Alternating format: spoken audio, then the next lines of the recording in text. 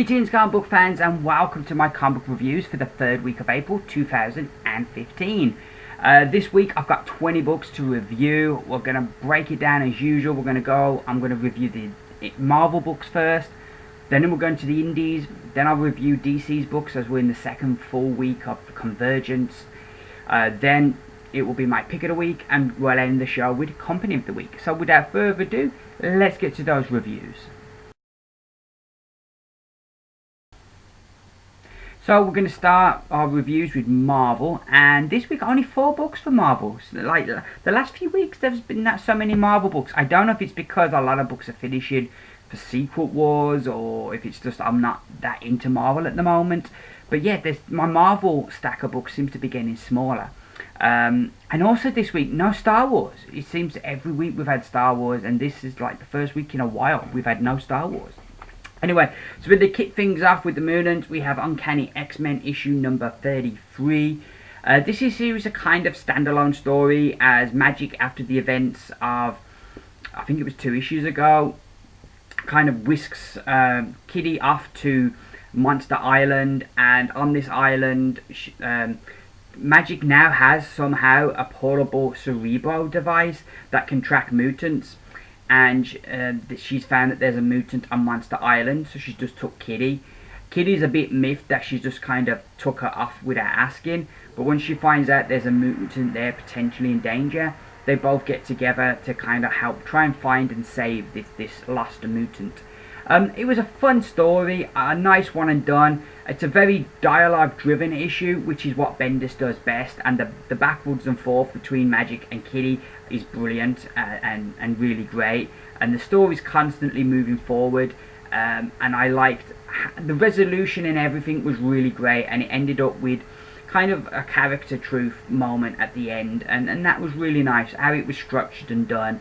And Monster Island itself as well was a nice setting that I've not heard of before, but I really liked that. I felt the art this issue, a different artist than usual, but I felt the art really fit into the story really well. Oh no, just a nice team up issue, really enjoyed it, and I'm going to give Uncanny X-Men issue 33 4 stars out of 5. So sticking with mutants, now we have Magneto issue number 17. I'm not sure how much more we've got of these, because with the last days, is this finishing, or is that just kind of a gimmick to show the last days of Earth, and this book will carry on after that? I don't know yet. I loved, when this book started, I loved the whole thing of Magneto being this mutant avenger that's going after people that have hurt mutants. I really loved that. And lately the book has changed. And this issue we get the second part of our mutant murder mystery, which the last issue was really fun, and how it set that up was really good and really scary. This issue, it isn't as good. It's still interesting. The story does get wrapped up. It gets very confusing, and I found this book difficult to follow at times. And we have kind of these flashbacks of Magneto that Colin Bunn has used all through the series to kind of, he'll use something from the past to kind of give something that's in the present a bit more gravity, a bit more gravitas, if you will. And but this issue was just really confusing until the end, when everything kind of comes together and Magneto is left with a very difficult choice. So yeah, it works out well in the end, but getting there it's a bit of a muddy path to get there. I felt the gritty art really fits into the story really well, but all through the book I think we've had the same artist, and I've really liked their art. I'm disappointed, I am disappointed that we're moving away from Magneto as being this mutant avenger. I would like to go back to that. I think that's a much more interesting story than seeing Magneto try and set up a society with these mutants on Genosha. I feel that there isn't as much drama there in that story as there is in this Avenger. And also I'm disappointed with the direction of the character Briar. She was such an interesting character when she was first introduced, because we knew what Magneto didn't, that the reason she wears the brace on her leg is because of something he did. And she was kind of like, if you will, collateral damage. And you never really knew, is she coming for revenge, or does she really care for Magneto's mission? And now she's kind of just he's like bit on the side, he's floozy. It's kind of, I think the character's been lessened. She doesn't seem as interesting anymore, and that's a shame, because I felt that character had so much potential. But yes, at this issue, I'm a bit not enjoying this as much as earlier issues, though it still wraps up the story nicely. And I'm going to give Magneto issue number 17 3 stars out of 5. So next up we have Deathlok issue number 7, and this issue, oh boy, does it all hit the fan. We knew a couple of issues ago Deathlok became self-aware. He realizes Henry Hayes now knows he is Deathlok and knows what this company Biotech have been doing with him. This issue, for no reason, he decides, I'm not going through with this anymore. They're on a mission in Greece and he's like, no, I'm not doing this anymore. And JJ's like, no, you can't do this, it's going to be bad for both of us, think about your daughter. And he's like, no, I'm not doing this. So like, they find out, Biotech find out that Deathlok is no longer under their control. So they set emotions, you know, they're taking JJ, thinking she's some kind of spy. So things looking bad for JJ. Henry, you know, needs to get out of Greece and back to America to make sure his daughter's alright before Biotech can get to her. We've already seen them be able to change her behaviour somehow. So, you know, and kind of like the thing that hurt the story for me is while there was a lot of drama from his decision, the decisions came out the blue. You kind of think if he was going to not do a mission, he'd wait till he was in America, at least so he was close to his daughter. And there was no catalyst to him making this decision. It wasn't like they asked him to kill a family and he's like, no, I'm not killing this family, I'm not doing this order. No, he didn't even know what he was supposed to be doing yet and what the end result was. So that really hurt the issue for me, that it just was the sudden decision, that there was no build into it to him kind of reaching the end of his rope and saying, no, I'm not doing no more. So I thought that really did hurt the issue. But everything that spins from there is really good. We've got S.H.I.E.L.D. going after Michael Collins because they want to learn more about Deathlok, and he's the only Deathlok they know of. And that's really interesting how that develops. Things are looking bad for JJ. Biotech are out for Henry Hayes' daughter. Henry Hayes is desperately trying to get out of Greece and back to America. And also we've got the second Deathlok now that Biotech have sent out to eliminate Deathlok, or Henry Hayes' character. So everything really kicks off nicely and everything's moving really forward, really good. But I just found that central decision came a bit out the blue. The art this issue I felt picked up again. Mike Perkins' art is just, I got that right, because for some reason I always go to call him Sam Perkins, but it is Mike Perkins. His art is back up to the high standards that he set earlier in this book, and yet I enjoyed the issue overall. Just that one bit that hurt it for me. I'm going to give Deathlok issue number 7 4 stars out of 5. So our final Marvel book this week is Miss Marvel issue number 14, and I just love this book. It's one of my favourite books right now. I don't know why I waited so long to get into this book. I even got my wife to read the first issue. Well, I didn't make her, I asked would she, and she read it, and like, being like, she's Indian, so like, she's not Muslim, she's Sikh, but she's from a similar kind of culture. And so, like, you know, the things like the Bollywood references, like particularly in the first issue, she kind of really got, and she really enjoyed it. So, you know, this is a book that I'm like really enjoying, and it might be a book that also gets my wife to read more comics. So that's all good. So anywho, this issue we were dealing with this character Cameron, who came in last issue, and we found out he's also an Inhuman like Kamala, and she's all smitten with him. And we find out he's not as good as he seems. Like, he kind of builds nicely to it, and you kind of, the more he seems more perfect, you're like, this is too perfect. This can't go like this. There's also a great scene with Bruno and Amir, the brother of Kamala. Now, Bruno's her best friend, and he is very much in love with Kamala, but she doesn't know. She thinks of him as a friend, but he's very much in love. And Amir kind of lays on the line why Bruno and Kamala can never be. And I think G. Wilson here does a fantastic job with this, because it could have easily come off as, as very racist. As very racist, that whole kind of deal. But the way that she writes it, you can kind of understand culturally where Amir's coming from. And while you may disagree with his viewpoint, you can at least, it's put across in a really good way, so I like that. The art here has a very manga-esque, if that's even a word, Has a very manga kind of quality to it, and it's the artist's name is very Japanese sounding, Takeshi Miyazawa. So I don't know if he is Japanese, or he might be Japanese American, I don't know, but certainly the art has a very kind of manga kind of feel to it, which I didn't mind for the story. I like where this is going. I just always really enjoy the book. I don't know why I waited so long to jump on board. Very good, another very good issue. Always reminds me of Buffy, the way that they balance up her being a superhero and having this ordinary life with like boyfriends and all this other drama that teenagers go through.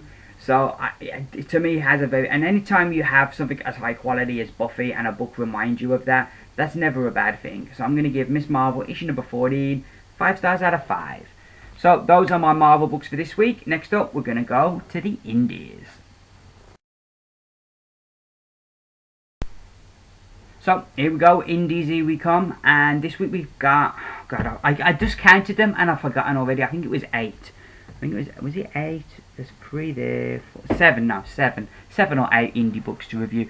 2 books are like kind of back issues that I picked up the other day, but I thought I'd include in my reviews, and the other 5 are from this week, so that's 7. So first up we have Nameless issue 2. I kind of, in the past, have had an awkward relationship with Grant Morrison books. I don't always get them, but I really enjoy his multiversity. And the first issue of this, the first half of the issue, I did not have a clue to what was going on, but the second half of the issue, it clicked. Everything kind of makes sense. And it was a book that was a bit different, because I've not seen too many books that have combined sci-fi with magic. That's kind of a combo that I've not seen much of, and it would take somebody with the brain of Grant Morrison to come up with that kind of concept and to try and merge those two worlds, which we have here. The basic premise of the book, as I understand it, is there's this asteroid heading for Earth, and that these scientists are going to go up, they're going to launch this rocket that's going to change the trajectory of the asteroid so it'll go past Earth. But on this asteroid there's this object, and they want to examine this object as well as it passes Earth. So it's kind of like a double mission, and they're bringing this character called Nameless, because names have power, so he has no name. So everybody calls him Nameless, which surely then, does that become a name? I don't know. But he's going to be this kind of like expert in magic and the occult to kind of go on this mission, because there are these symbols on this planet and they feel they need somebody like this. It's an interesting issue. We only really get introduced to Nameless and Sophia. They're the only 2 characters we really get any kind of attachment to in this issue. The rest of the crew we don't really get to know too much. It's kind of like, are these guys going to get killed? It means we haven't really been introduced to them that much detail yet. Everybody kind of being scientists are all looking down on Nameless, thinking like this guy with his wild stuff, as he's writing symbols on their stuff. He kind of gets that this asteroid is a weapon from this war, that not Earth, but the solar system had another planet. And this planet was destroyed in this war between good and evil, heaven and hell, if you will. And this planet, this asteroid that's coming towards Earth, is a weapon from this world. Is from this war left over. So Nameless has kind of got them all ready so that they're protected as they go in to do their mission and to take this asteroid off course. Meanwhile, back on the base, some really shady stuff is going on, that maybe these scientists and Nameless are just as much guinea pigs in this as they are saviors. I enjoyed this book, and you know, one of the things that made me really enjoy it was it's a Grant Morrison book. I read it and I understood it, and that's always a good feeling when you read a Grant Morrison book and it actually makes sense. You kind of feel that little bit more intelligent. But yeah, really good story. Like I say, they only really introduced Sophia and Nameless to us. We don't really get attached to any of the other characters yet, so I'm hoping as the book goes on, more of these characters will come out. It'll be interesting, the journey of the scientists, if they survive in this story, seeing magic and that stuff that they don't believe in and are openly mock, to kind of come face to face with that this is real, will be interesting. The art here by Chris Berman is just brilliant. I really love his art style, and it really suits the story really well and gives it a really great feel. All in all, I really enjoyed this. I've added it to my pull list, and I'm going to give Nameless issue number 2 5 stars out of 5. So next up, another book. I think this was last week or the week before, but it is Jupiter's Circle issue number 1. I was tempted to pick this book up when it came out, but I remembered they did a book, Jupiter's Legacy, and I wasn't sure if the two books, if you needed to have read Legacy before you read Circle. But I was talking to the guy in my comic shop, and he said no. He said this is a prequel to Legacy, so you don't need no knowledge to read this. So I picked it up to try it, and I really enjoyed it. It has a very Watchmen kind of feel when I'm reading it, the way the heroes are presented, as we have this group of heroes. It's set in the 50s, and these heroes, and we only really meet this issue, though we see all the other heroes. The only character it really focuses on is, I think his name's Blue Bolt. He's otherwise known as Dr. Carver. I think, was it Dr. Carver or Dr. Coonan? Dr. Conrad. It began with a C anyway. So it's Dr. Conrad we're introduced to. Who's also this hero called Blue Bolt, and he's also gay. And in the 50s, that's not a kind of thing that's really that accepted. So he has to be kind of like... I couldn't quite figure out from this issue whether he does have secret identity, or I think they do. So he's leading almost a triple life, because he's this superhero, he's a doctor, and then he's a gay man, and he knows, like, despite being a hero and have saved the earth and all the good that he's done, it's just, if it would be really bad if it come out. It would not be tolerated, he'd be shunned, it would be really bad if it come out that he was gay. So he has to kind of do this in secret, which is a really interesting subject matter for a comic, but it really works and makes his character have almost tragic quality to him, and kind of the journey he goes on in this issue as he's kind of trying to balance all these three lives out, and it sort of takes him by the end of the issue to a very interesting place, and I'm really intrigued with where we're going to go from here. Really good first issue, lays the groundwork really well. My only gripe would be I would have liked to have got to know the other heroes a bit more. I felt at the end of this there was only really Blue Bolt who I really knew by name, and because that's the character we spend the most time with. I don't know if the other book kind of introduces them all better, but yeah, this book, I felt that was my only gripe really. I would have liked more introduction to the other heroes. Other than that, I really like this. Really great start, and this is another book I'll be adding to my pull. Jupiter's Circle issue number 1, I give 4 stars out of 5.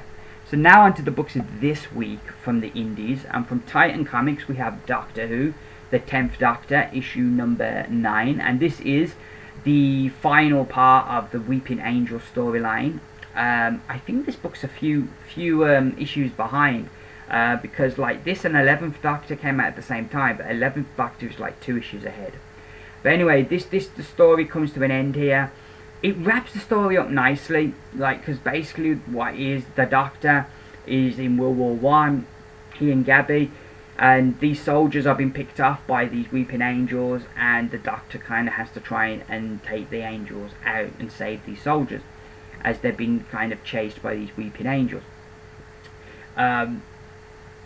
So yeah, it's an interesting story. I think this last issue really wraps it up well, but it did feel slightly rushed, which is strange considering the issues we had. And maybe it won't read as so rushed when we kind of go back and read it. The end also does have a very familiar kind of feel, the way the story ends. You know, I've seen in other stories in Doctor Who, televised stories.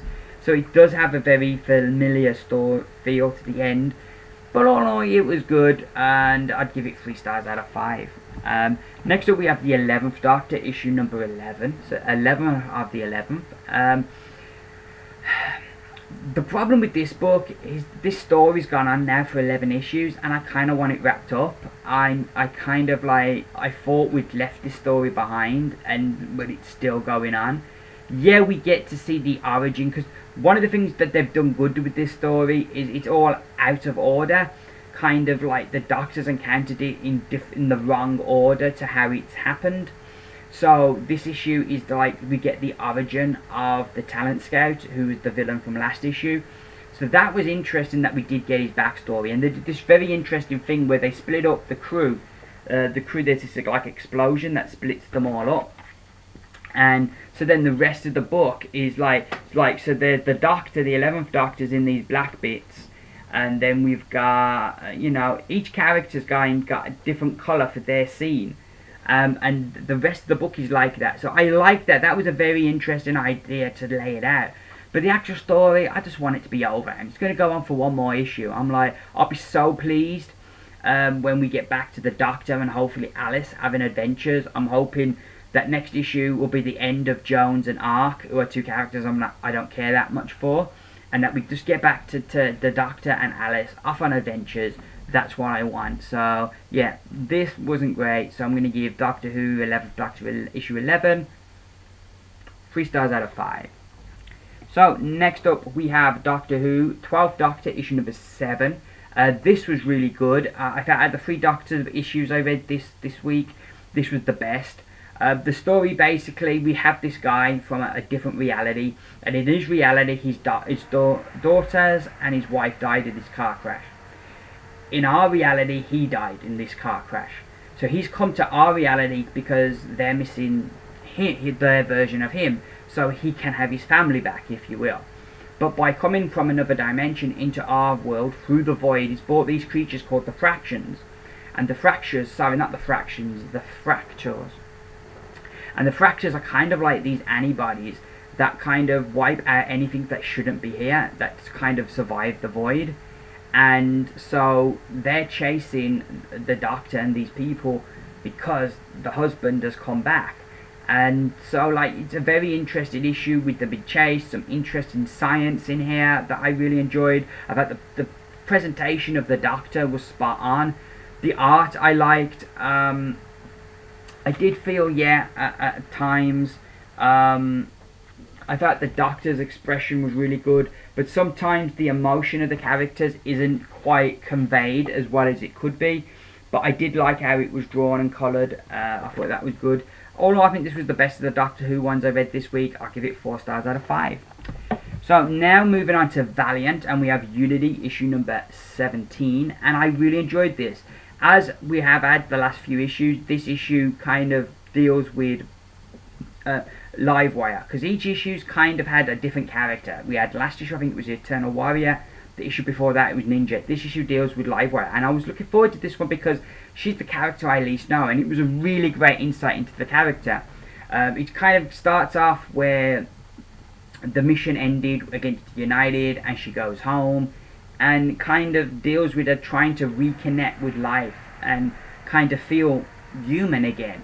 And it goes through the different ways that she's trying to reconnect, and it's really interesting. We really get to know more about the character and what motivates her, makes her tick. We also get to see clues of a potential romance between Livewire and Ninjak, which would be interesting. All in all, I really enjoyed this. These are the kind of issues that Valiant do really well, that really get under the skin of the character, and you really get to know what makes that character tick. Really good issue, and I'm going to give Unity issue 17 5 stars out of 5. So our final indie book this week, it is Bloodshot Reborn, issue number 1 from Valiant Comics, and I've enjoyed this. This is totally new reader friendly. You don't have to read anything Valiant, you can get this. First things first as well, the art is stunning. It is fantastic. So we kick the story off. We have like this kind of flashback that's kind of showing us who Bloodshot was, and kind of refilling the story of what happened to him, to how he ended up to where he is now. And then we kind of get into the story of what's happened to Bloodshot since that miniseries, The Valiant. And we see him, he's now in a regular human being, trying to get on with his life, but he's still got all the memories of the things that he's done as Bloodshot. And he's trying to live with those things that he's done, and he's finding it very difficult. The days he can keep busy, the nights are more difficult. And he starts seeing things, and we don't know yet whether this is like the Geomancer. When she took the nanites out of him, did she leave part of herself inside him, and that's why he's seeing her? But he kind of does have serious like seeing thing problems, and we don't know yet how real they are, or how much they are drug induced, or how much they are imagination or side effects of what happened. We don't know. But he kind of very difficultly dealing with things that happen to him. He's very traumatized. Then this serial killer shows up, and he's like all white and got the red rising sun kind of signal on his chest. So our hero kind of decides he needs to go. He can't stay here and try and be a regular person anymore. He knows what he needs to do now. He needs to stop this serial killer. So that's where we go. And I like this. I thought it was a very good setup for the series. It's a very good first chapter. Introduces your main character, lets you know who he is, lets you know his history, where he's at in his life now, and away we go with where the story's going, and sets up where the series will go, or at least this arc will go. So yeah, I really like this. I thought it was, like I say, a good setup. The art is phenomenal. Really good. Great start. Definitely recommend checking it out if you've not read any Valiant before. This is a great place to start. Very new reader friendly. And I give Bloodshot Reborn issue number 1 4 stars out of 5. So those are my indie reviews. Next up we go now to DC, as we have another Convergence week. We're now on the DC Comics part of the video, and it's the second week of Convergence. So let's get into this. We're going to start it off with issue 2 of the main title, Convergence. And this was a lot better this week. The story actually feels like it's moving forward now. One of the things that really hit me this week is that we have no presence of the New 52. That the New 52 as a universe is not represented here in this story, in this world, in, you know, a future version of the New 52 is, but not the present. So that's interesting, because how is any of this going to bleed into and carry over if the New 52 isn't here? So that's going to be interesting. But anywho, getting into this issue, the basic gist is our heroes from Earth 2, they fight Telos, which goes quite well considering he's the guy who controls this planet. And we then have, because of the consequences of the battle and what happens, they have a plan going forward. So the team split up, and the bulk of the team go off to achieve their directive, which is to take out Telos, and to stop Telos, while Batman and Dick Grayson go off on their own mission. This does lead to Batman meeting Batman, as you can see from the cover. It was a great moment, but my only gripe was it would have been nice to know which Batman it was that Earth 2 Batman was meeting. That would have been nice. It was nice this we got more backstory to the Earth 2 Dick Grayson. That was good. But it does kind of make, like, a lot has been made of the Earth 2 characters in this book so far. I thought, you know, we'd see different heroes from all these different worlds kind of teaming up, and we're not. It's very much just Earth 2 in the core book. But it does, this does now at least feel like it's still moving forward. But I'm a bit concerned is by the time we get to the end of it, will any of it really matter? So yeah, but this was better. I'm going to give Convergence issue number 2 4 stars out of 5. So now we're moving into the books, and a book from last week that I didn't get to review last week. It is Convergence Superman issue number 1.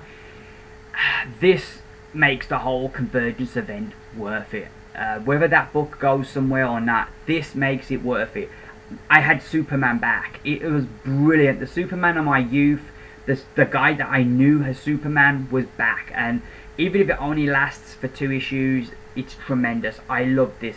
This was everything that's done right about Superman, and everything that Superman's been missing in the New 52. The artwork from here from Lee Weeks is just spot on. The writing by Dan Jurgens is brilliant.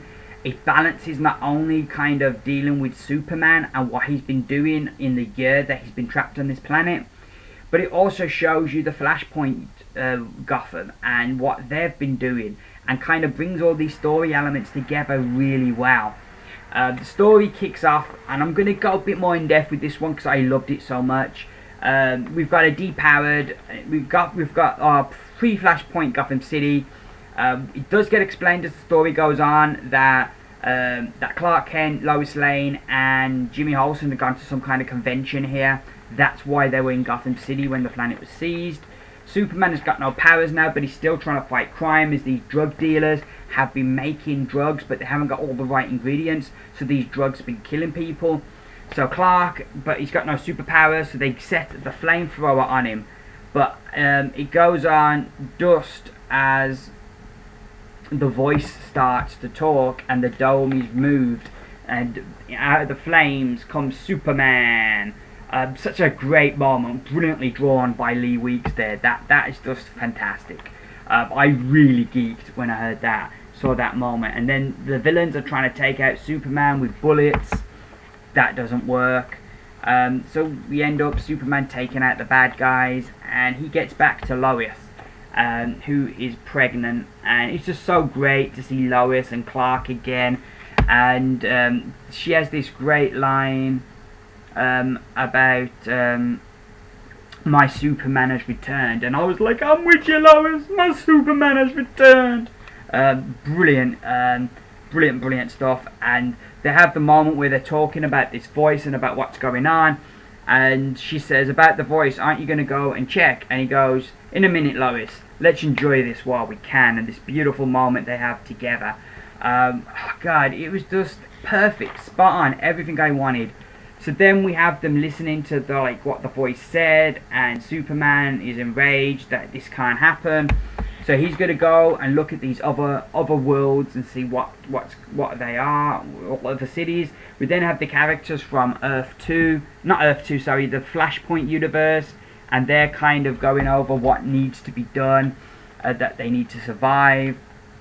We have Jimmy Olsen with this mad scientist, kind of wanting to go out and get some pictures of these other worlds because it feels that could go really well. We have Superman flying out, and he encounters our Flashpoint characters, and they kind of start this big smackdown, as you always do. The superheroes all start fighting each other. We get a nice little wrinkle added in here as the Flashpoint Superman goes to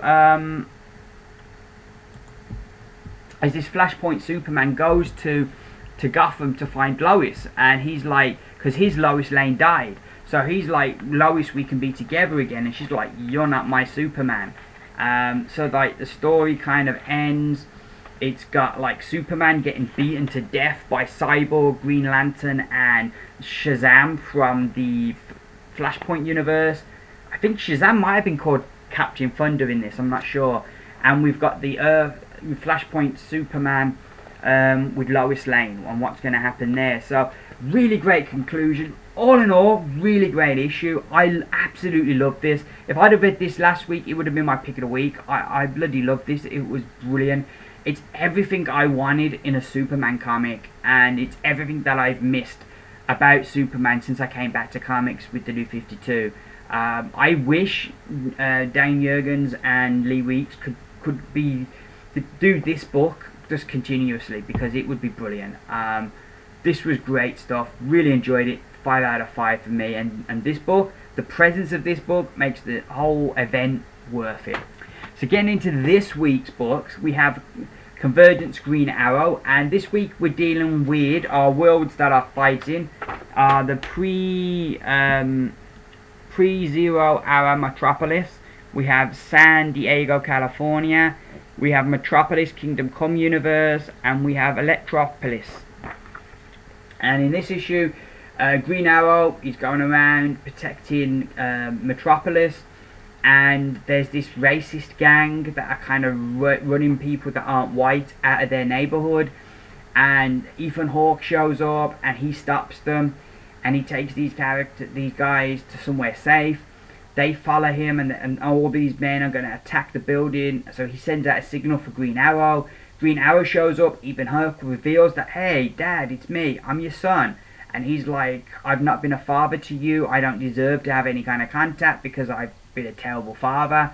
So while they're having this whole kind of family crisis, they get transported to this other city, which we don't know which one it is, but you gather they run into Black Canary and this other character who says that Green Arrow's her father. So that's where it all ends up. It was great seeing the retro, the old school Green Arrow. That was great. And I liked how they used Ethan Hawke here, and I liked, you know, overall the story. The art as well, I really liked. I thought the art worked well in the book.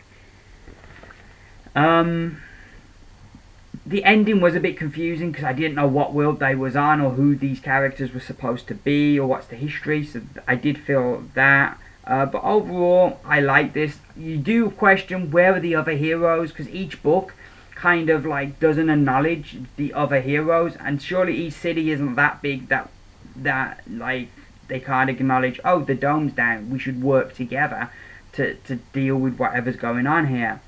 But yeah, I enjoyed it. We again have the great bit at the back, which I still say should be in the front, which kind of fills in who all the characters are. But yeah, I enjoyed this. I liked it. I'm going to give it 4 stars out of 5. Moving on to Superman Man of Steel, issue number 1. This took me back to my teenage years. This and Green Arrow were like 2 of the 4 DC books that I read, you know, pre-2005. 2005 was when I started reading more DC. Before then, there were only 4 DC books I read. It would be Batman, it would be Superman, it would be Steel, and it would be Green Arrow, sorry. So this was great. The way it's written has a very retro-y kind of vibe. There's these very little inner monologue boxes or thought bubbles.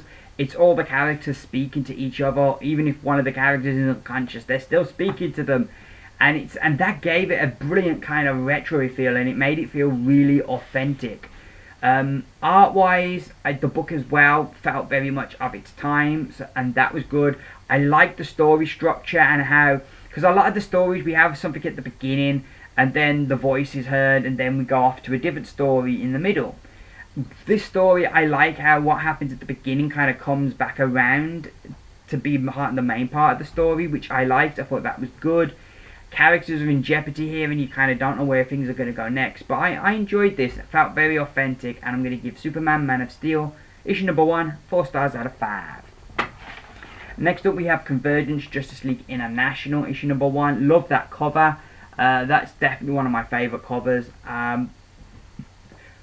Going into the thing with these Convergence books, like I've said, I don't have that big of a history with DC, so a lot of these characters I'm reading for the first time, and this is where I think it's very dangerous from DC, is that they're going to introduce us for 2 months to these characters, but where are we going to go then? If people all come to the conclusion after 2 months that all these people, these long-time DC readers that have said things were better before the New 52, and we all come to the conclusion they're right, and then you bring the New 52 back, it's like, well, where are we going to go then? You know?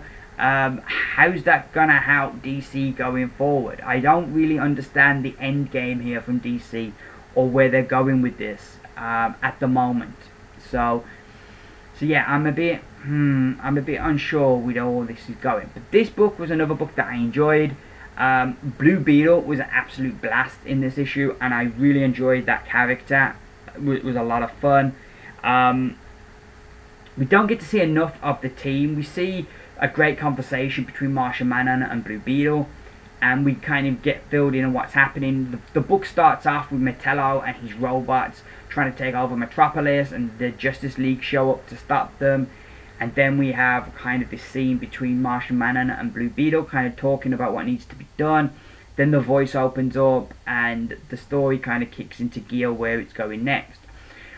So we don't get to see, for me, this issue at least, enough of the rest of the team. But hopefully that's going to be rectified next issue. Where are the other characters? We don't really get to see where the other heroes are in this book. And also, what world are the characters that are transported to Metropolis in this? What world are they supposed to be from? It's never stated in dialogue or anything. It's like you're expected to know. But yeah, I enjoyed this. I thought it was a good issue overall, even though there were problems. And yeah, the art in this I liked. Again, it's got the art and the dialogue with the lack of like in a monologue boxes. it makes it have a very kind of retro-y kind of feel to it. So I really enjoyed this. It was a lot of fun, and Justice League International issue number 1, 4 stars out of 5. So moving right along now, we have Green Lantern Parallax Convergence issue number 1. This was like the surprise of the week for me. It's a book that initially I wasn't going to pick up, but then I decided I would. First things first, I love the art here. The art in this book is brilliant. We've got a depowered Parallax and we've got a depowered Green Lantern, and not having the Parallax power has really made Hal kind of re-examine his position, and he's got a lot of regret over his actions. And the stories does a really good job of really filling you in on what he's been up to and what he's done and why he's got all of this regret. And Kyle is trying to save him, and Kyle comes across as a really likable character. I've not really connected with that character in the New 52, and he's one of the Green Lantern characters I just don't care for. But the way he's written here, he's very likable. And we then have the voice open up, and we kind of have like who Green Lantern he's going to fight there. Again, it doesn't really state what world she's from, so that was all a bit confusing. But because he has his power back, so does Parallax. So he goes to try and talk sense into Parallax, as Parallax does not do anything he'll regret. And just as he's getting through to him, they are attacked. And that leads to Parallax kicking some major ass. Really great story, really enjoyed it. Liked the kind of dynamic between Parallax and Green Lantern. And like I say, Kyle Rayner here I thought was written really well. The most likable I've ever read him written. Parallax is a very torn character who was very interesting. I didn't quite get who the villains in this issue were and what world they're from.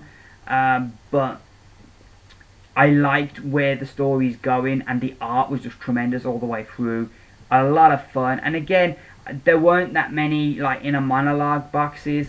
So it kind of has that real retro-y feel of the time. So that was really cool. And I'm going to give this book 5 stars out of 5 because it was really strong.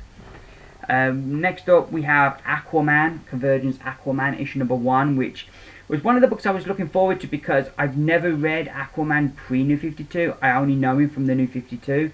So I was really interested to see what he's like. First things first, the art in this book is really, John Ranch does the art, and it's really good. This is the only book that acknowledges that there's other heroes in this city here, and so that was good. I also liked the whole thing of Cat Grant and using her as a device to kind of tell the story of what's happened to Aquaman over the last year, that they've been stuck under the dome. I didn't quite know who this character was supposed to be. Dale Dorrance works for Star Labs, and I don't know if in the actual comics of the time, if he was a big character or had some kind of connection to Aquaman. I don't know. Like I say, all the way through, the art is just really superb, and I really like this really taunt, this really beat down character of Aquaman, who's kind of very much like an outsider. And I don't know if this is how he was at the time, or if it's kind of like writing him as he is now then. We then get the whole dome coming down, and it leads to us at the end. We get like the introduction of the villain that Aquaman will have to go against. This villain called Deathblow, I think his name is. I gather he's from the San Diego, California kind of that we get there. But yeah, I enjoyed this one. I thought it was really good. Like I keep saying, the art was tremendous.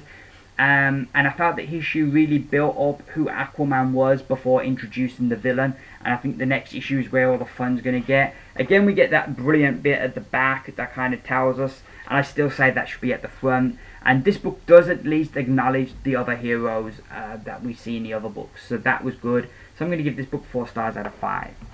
So our final DC book of the week, it is the Convergence Batman, Shadow of the Bat. And I was looking forward to this one because it sees Batman reunited with Azrael, and Azrael kind of took over from Batman for a while, but he went a bit insane in the brain and, you know, started killing people, so Batman had to come back. We start off the story and Bruce Wayne's trying to infiltrate these villains for some reason, and Jean-Paul Vallée, Azrael, is already infiltrated them. So we get this scene where they're both kind of trying to infiltrate them and working together to bring this organization down. And like, I didn't really get the point of the first half of this issue, because like, just as that's kind of going somewhere, just as that part of the story's going somewhere, you know, the dome breaks down and these other characters turn up who I have no clue who they are. So like, it's like the entire first half of this issue, or the first half of this two-part story has been wasted, as these characters now, who will be the real threat, show up at the end. And yeah, I found this a bit of a confusing mess. I didn't get who the characters were. The dynamic that it kind of tries to set up is that Azrael has no compunction about killing, and Batman doesn't want to do that, and he feels bad when characters in this story to infiltrate these bad guys get killed. And I'm kind of like, even if Batman felt that, he wouldn't verbalize it or show that. So I felt it didn't feel to me like Batman. So yeah, I didn't enjoy this, and it's the second week in a row we've had the Batman book for me being the stinker of the week, and I won't be getting the second part of this, because the end, I didn't even know where those characters come from or who they were supposed to be. So yeah, I'm not going to get the second one of this, and I'm going to give it 2 stars out of 5. So those are my DC books. Now we're going to go to Pick of the Week.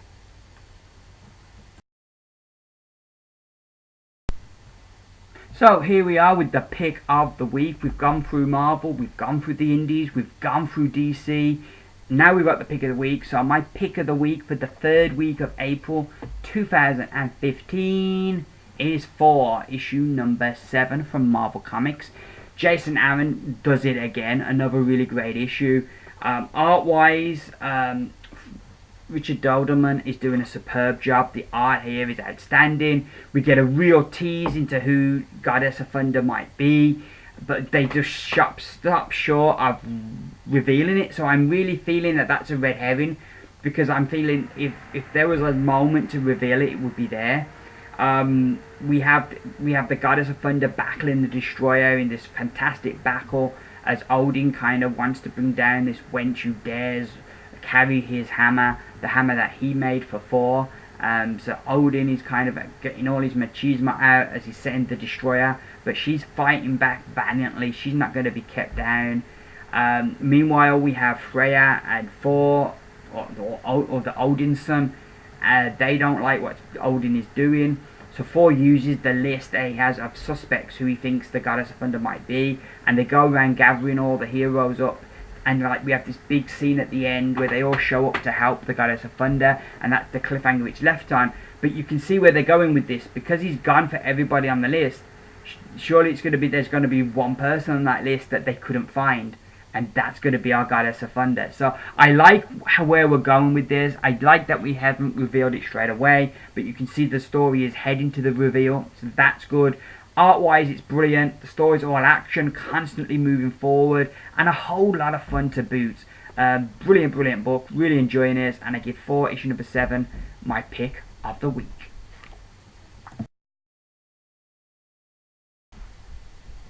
Well, after the long journey, you've reached the end of my video. Next up, we're going to do the company of the week. This is what I do every week. Basically what I do is I take the scores. So say for Marvel, I take all the scores, I add them together, I divide it by the number of books that I've reviewed from that company, and that gives me an average score. And I do the same then for the Indies, I do the same for DC, and we find our company of the week. So we've got a tie this week for second place. Both the Indies and DC Comics got an average rating of 4. So they are both tied for second place.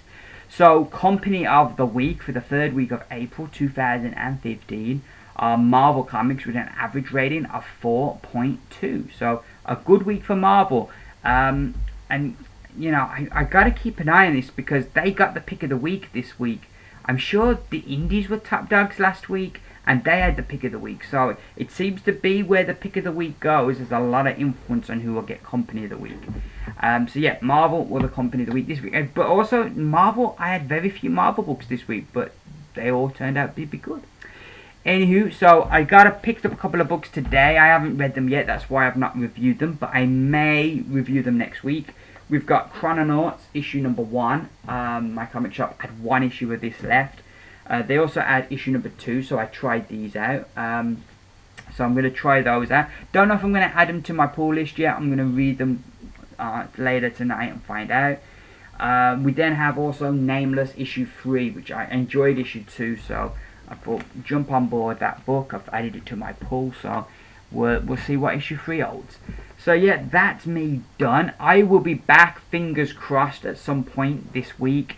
I don't know if I'll be back, like, whichever day I pick up my comics, I'm going to do my haul video. I've decided. So it might not be Wednesday, it might be Thursday, it might be Friday, it might even be Saturday. But whatever day I pick up my books, that will be the day that I will have my comic haul video up. So look out for that. Thank you very much for watching my video. Please, if you enjoyed it, give me those beautiful thumbs up. It's great to see when people have enjoyed my video and they take the time to give me those thumbs up. Yeah, I will be back with a review video. I don't really know when, because it will depend when I pick up my books. If I'm lucky enough to get them on Wednesday, then I will probably, hopefully, at some point over the weekend or beginning of next week, be back with a review video.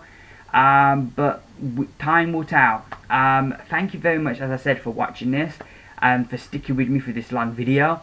And I hope you've all had a great week. For me, work-wise, for those of you that saw my whole video, I handed my notice in at work and they offered me a job, a different position. And so, you know, I won't, hopefully, this new job I'll be doing for them, which I'm hopefully be starting in the next 2 weeks. I'm going to have a trial.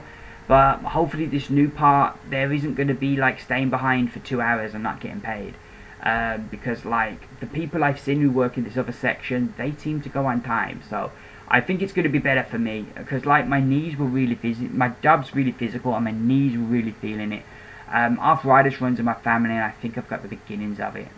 That or I'm a hypochondriac. I can't decide which. But anywho, so fingers crossed that things turn out better for me now that they've offered me a different job, and I'll keep you updated. But yeah, thank you everyone for watching and for all your comments that you've put. Sorry I don't reply to them as quick as I should. That's bad on me. Yeah, I think I've waffled on long enough. Thank you for watching. I've been Jason. These have been my comic book reviews. Bye for now.